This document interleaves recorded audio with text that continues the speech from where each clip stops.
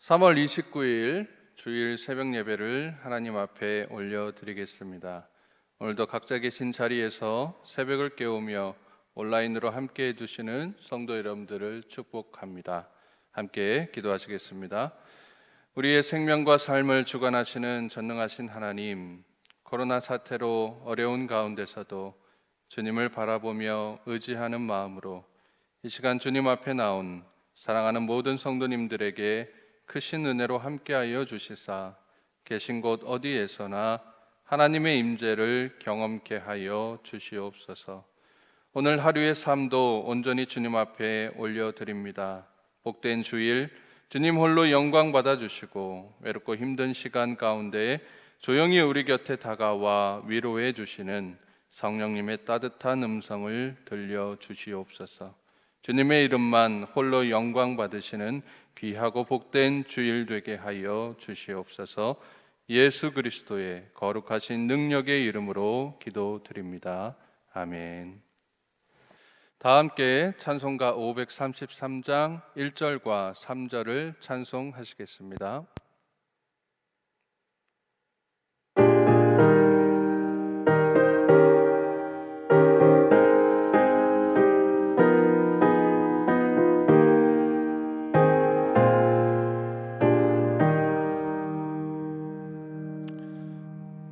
우리 주 십자가 고난 당하실 때에 너는 거기 있었나. 죄인들 위하여 목숨 버리실 때에 너는 거기 있었나. 저기 십자가에서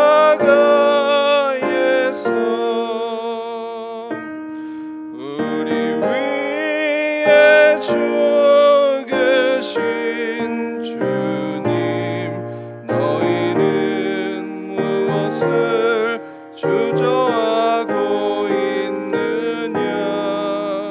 땅에 주께로 오라. 우리 주 조용히 너를 부르실 때에 주께 모두 나오라. 오직 주 예수를 믿고 순종할 때에 주가 영생 주시리. 저기 십자가에서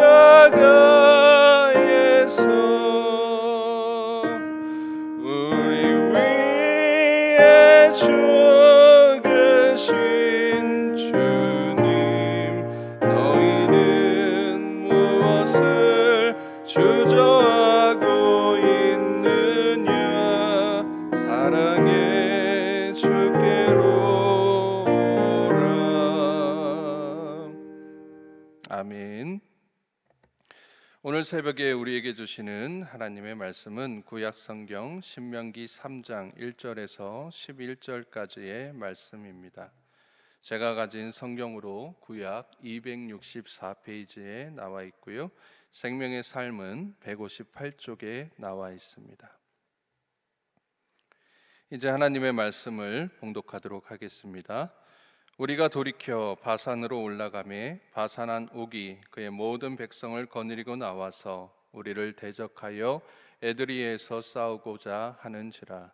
여호와께서 내게 이르시되 그를 두려워하지 말라. 내가 그와 그의 모든 백성과 그의 땅을 내 손에 넘겼으니 내가 헤스본에 거주하던 아모리 족속의 왕 시온에게 행한 것과 같이 그에게도 행할 것이니라 하시고, 우리 하나님 여호와께서 바산왕 옥과 그의 모든 백성을 우리 손에 넘기심에 우리가 그들을 쳐서 한 사람도 남기지 아니하였느니라.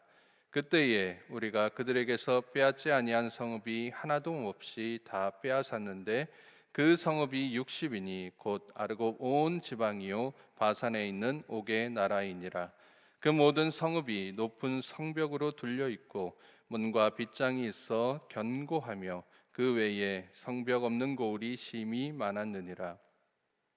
우리가 헤스본 왕 시온에게 행한 것과 같이 그 성읍들을 멸망시키되 각 성읍의 남녀와 유아를 멸망시켰으나 다만 모든 가축과 그 성읍들에서 탈취한 것은 우리의 소유로 삼았으며 그때에 우리가 요단강 이쪽 땅을 아르논 골짜기에서부터 헤르몬 산에게까지 아모리 족속의 두 왕에게서 빼앗았으니 헤르몬 산을 시돈 사람은 시륜이라 부르고 아모리 족속은 스닐이라 불렀느니라. 우리가 빼앗은 것은 평원의 모든 성읍과 길앗 온 땅과 바산의 온 땅 곧 옥의 나라 바산의 성읍 살르가와 에드레이까지이니라. 르바임 족속의 남은 자는 바산왕 옥뿐이었으며 그의 침상은 철 침상이라.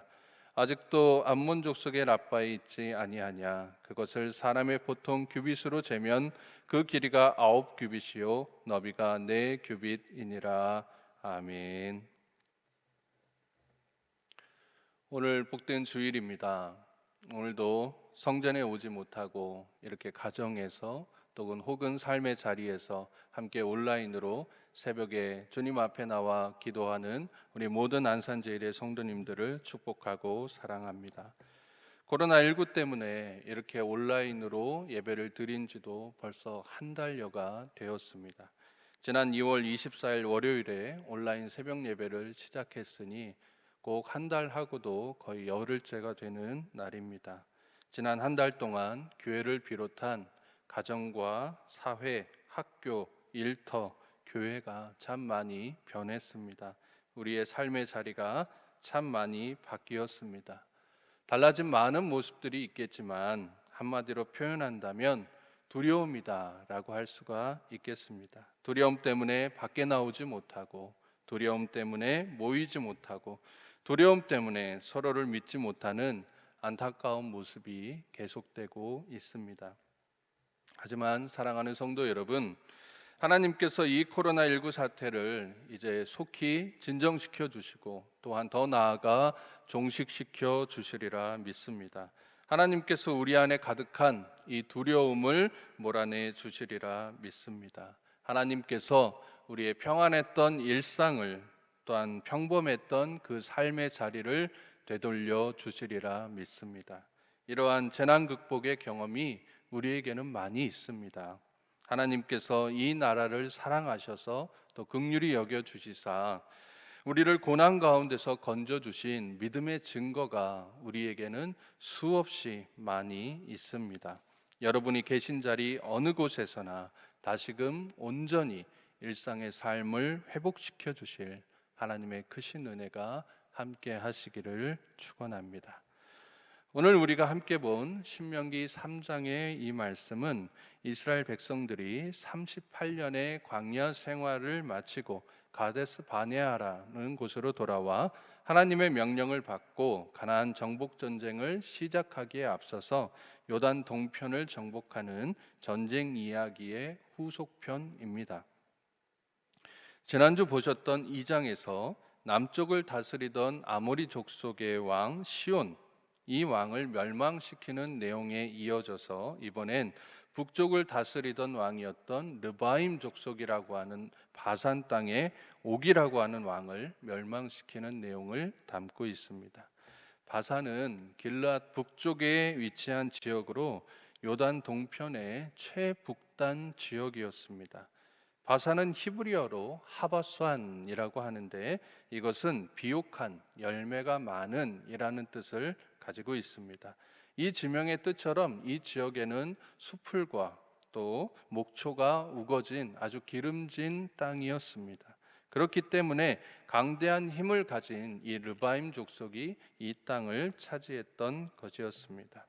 그런데 남쪽에 있었던 아모리 왕 시온을 멸망시킨 그 이스라엘 백성들이 이제는 북쪽으로 진격해 온다라는 소식을 듣고 이 르바임 족속의 왕이었던 이 옥은 모든 백성을 거느리고 나와서 이스라엘 백성들과 대적하기 위해서 에드라이라는 곳으로 가게 됩니다. 그곳에서 이스라엘 백성들을 기다리고 있었다라는 것이죠. 근데 이 르바임 족속이 얼마나 힘센 족속이었는지는 오늘 본문의 11절을 보시면 잘 알 수가 있습니다. 11절을 함께 보실까요? 11절입니다. 르바임 족속의 남은 자는 바산왕 옥뿐이었으며 그의 침상은 철 침상이라. 아직도 암몬 족속의 라빠에 있지 아니하냐. 그것을 사람의 보통 규빗으로 재면 그 길이가 9규빗이요 너비가 4규빗이니라. 여기 나오는 9규빗은 요즘 규격으로 환산하면 4.1m, 4규빗은 1.8m 정도 되는 크기입니다. 요즘 침대 사이즈로 치자면 킹 사이즈 2개를 합쳐놓은 매우 거대한 침대를 말합니다. 제가 제주에서 여름 휴가를 보낼 때가 있었는데 그때 이제 어떤 집사님의 도움으로 호텔에 묵게 될 때가 있었습니다. 그래서 낮에 아이들과 열심히 또 재미있게 잘 놀고 밤에 이제 숙소인 그 호텔로 들어가서 잠을 청하게 되었는데, 호텔에 혹시 묵어보신 분들은 아시겠지만 호텔 침대의 높이가 조금 높습니다. 그래서 아이들이 혹시 자다가 침대에서 떨어질까봐, 또 아이가 어리기도 했었으니까요. 그래서 그 침대 2개를 붙여달라고 이야기를 했었습니다.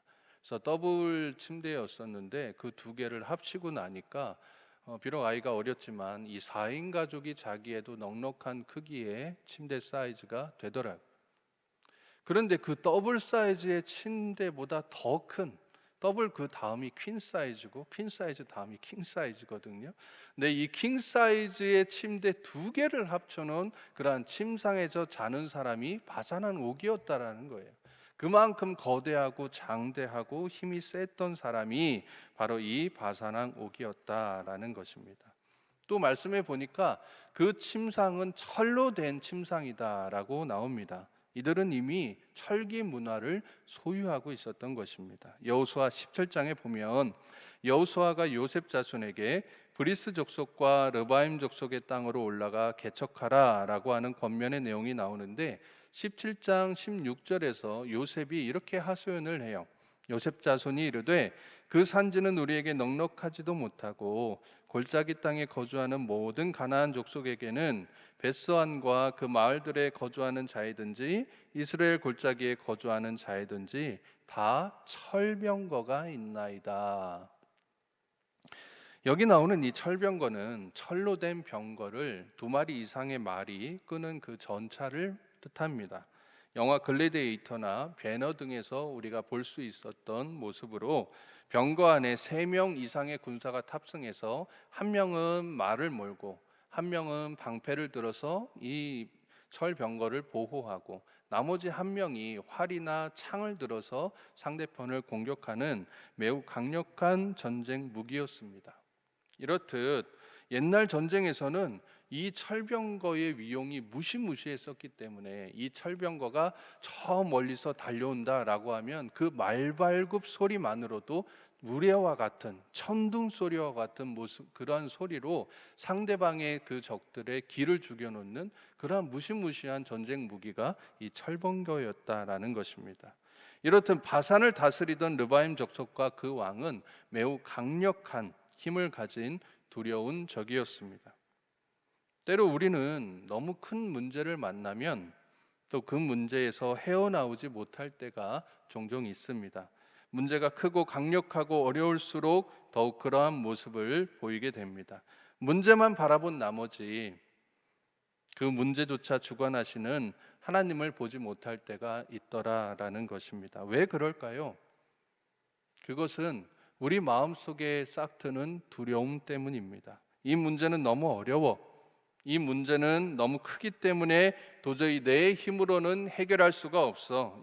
이거는 도저히 안 되는 문제다. 우리의 마음속에서 혹은 머리 안에 자꾸만 이러한 음성이 들리는 이유가 무엇일까라고 하는 것입니다. 이거의 이유가 바로 두려움이다라는 것이죠. 문제에 대한 해결을 찾아보기도 전에 이미 마음속에서 이 두려움으로 인해서 내 마음과 내 머리, 내 모든 사고가 얼어붙은 나머지 먼저 포기해버리고 마는 모습이 우리 안에 자주 있는 모습이다라는 것입니다. 하지만 이스라엘 백성들은 두려워하지 않았어요. 포기하지 않았습니다. 왜냐하면 이 장에서 아모리 왕 시온을 멸망시킬 때처럼 이미 하나님께서 이스라엘 백성들에게 너희들이 승리했다라고 하는 그 약속을 믿었기 때문입니다. 오늘 본문 2절 말씀해 보시면 여호와께서 내게 이르시되 그를 두려워하지 말라. 내가 그와 그의 모든 백성과 그의 땅을 내 손에 넘겼으니 내가 헤스본에 거주하던 아모리 족속의 왕 시온에게 행한 것과 같이 그에게도 행할 것이니라 하시고, 하나님께서 이스라엘 백성들에게 두려워하지 말아라, 놀라지 말아라, 나는 내 하나님이다.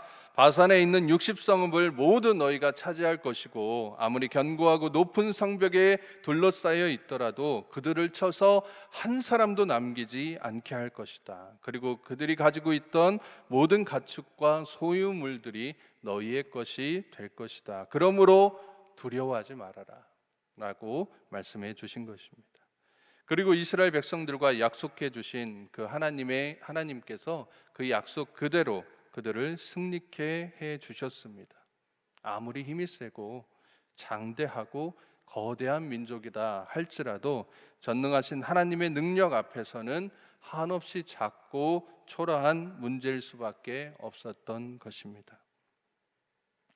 지금 우리는 코로나 사태를 겪으며 힘든 시간을 보내고 있습니다. 마치 거대하고 강력한 르바임 족속과 전쟁을 앞둔 이스라엘 백성들처럼 마음속에 두려움을 안고 미래에 대한 불안감으로 하루하루를 보내고 있습니다.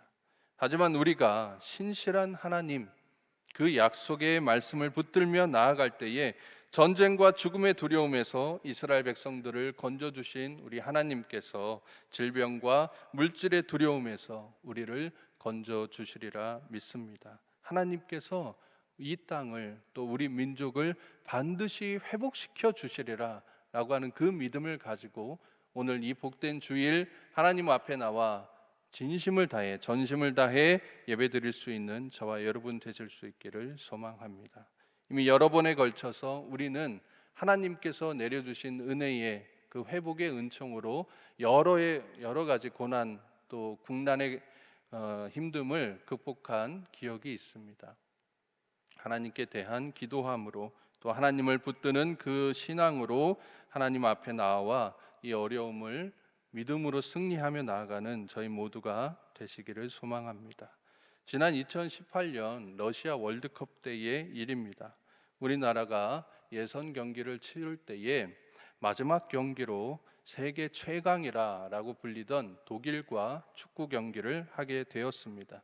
우리나라는 이미 예선전에서 2번의 패배를 당했던 때였기 때문에 세계의 최강이라 불리던 독일을 상대로 도대체 어떻게 경기를 할 것이냐, 이미 우리는 2패를 했기 때문에 한 번 이겨도 무슨 소용이 있겠느냐, 비기기만 해도 잘한 것이다 라고 해서 자포자기한 심정으로 사람들이 경기를 지켜보게 되었습니다.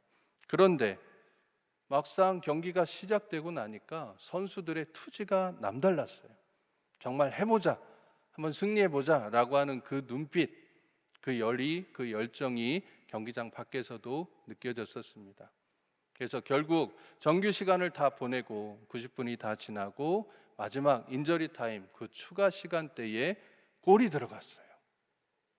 처음에는 VR을 돌려봐서 이것이 골이 아니냐 맞느냐를 놓고 이제 봤다가 이게 골로 확정이 되면서 정말 우리나라 선수들뿐만 아니라 그것을 바라보고 지켜봤었던 모든 국민들이 환호했었던 그런 모습이 기억이 납니다. 이제 한 골이 들어가고 나니까 독일이 급해진 나머지 골키퍼가 밖에까지 나와서 패스를 막 주고받는 모습이 있었습니다. 그때에 이제 중앙에 있던 우리 수비수가 볼을 가로채서 전방으로 길게 골을 연결해 주니까 손흥민 선수가 열심히 달려가서 골을 넣었던 장면. 그때를 회상해 본다면 그때가 굉장히 늦은 밤 시간이었는데 온 사방 집에서 우와 하는 소리가 막 메아리처럼 들릴 정도로 모든 사람이 그 순간 아마 짜릿함을 경험했을 것입니다. 아마 2002년 월드컵 이후 가장 짜릿한 순간이 아니었을까라고 생각을 합니다. 경기가 끝나고 인터뷰를 하는데 선수들이 한결같이 이야기하는 것은 바로 우리가 독일을 이길 수 있었던 것은 승리에 대한 자신감, 그리고는 감독에 대한 신뢰 때문이었다라고 말을 했습니다. 사랑하는 안산제일 성도 여러분, 우리 역시 인생의 여정 가운데 도저히 이길 수 없을 것만 같은 큰 문제에 부딪힐 때가 있습니다. 무릎이 꺾이고 허리가 휘는 고난을 만나게 될 때가 있습니다. 그때 우리가 해야 될 것은 낙심하고 무너져서 도대체 이 문제를 어떻게 해결할 것이냐, 이 문제를 어떻게 돌파할 것이냐 고민하고 무너져 있는 그러한 상태가 아니라 하나님께 대한 신뢰, 그리고 그 하나님께서 우리에게 주실 승리에 대한 자신감으로 넉넉히 이기며 나아가는 순종함이 필요한 것입니다. 주님의 이름을 부를 때, 그 이름의 능력을 의지할 때, 그 말씀의 약속을 붙들며 나아갈 때 하나님께서 우리를 건져 주실 것입니다.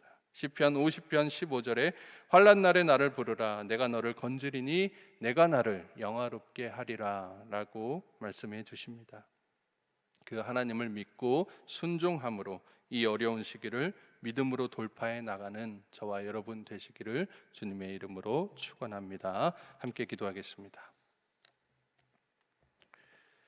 사랑과 은혜가 충만하신 거룩하신 하나님, 오늘도 새로운 날을 허락해 주심에 감사드립니다. 오늘 본문 말씀을 통해 아무리 힘들고 어려운 문제일지라도 주님께서 함께 하시면 너무나 쉽게 해결될 수 있음을 깨닫게 하시오니 참으로 감사드립니다. 늘 우리의 삶 가운데 주님의 말씀대로, 주님의 명령대로 순종하는 저희들 되게 해주시고 예수 그리스도의 사랑과 영광을 전파하는 하나님의 백성들 다 되게 하여 주시옵소서. 우리의 피난처가 되시며 우리의 힘이 되신 하나님, 이 시간에도 크고 작은 문제를 안고 이 자리에 나온 사랑하는 안산제일교회 모든 성도님들을 긍휼히 여겨주시고 고통받고 있는 성도님들에게 생명의 빛으로 찾아오셔서 권능의 손으로 어루만져 주시고 고쳐주시고 회복시켜 주시사 그 모든 문제들이 주님 안에서 해결받게 하여 주시옵소서. 사순절 기간을 보내고 있습니다. 비록 우리가 함께 모여 예배드리지 못하지만 우리의 마음만은 주님을 향하게 하여 주시고 고난 가운데 하나님의 이름을 부르셨던 예수 그리스도의 마음을 본받아 우리 역시 이 어려운 시기에 주님의 이름을 부르며 십자가만을 의지하게 하여 주시옵소서. 우리를 구원하신 주 예수 그리스도의 이름으로 간절히 기도드리옵나이다. 아멘.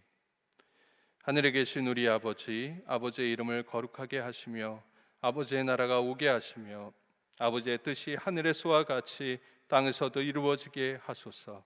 오늘 우리에게 일용할 양식을 주시고 우리가 우리에게 잘못한 사람을 용서하여 준 것 같이 우리 죄를 용서하여 주시고 우리를 시험에 빠지지 않게 하시고 악에서 구하소서.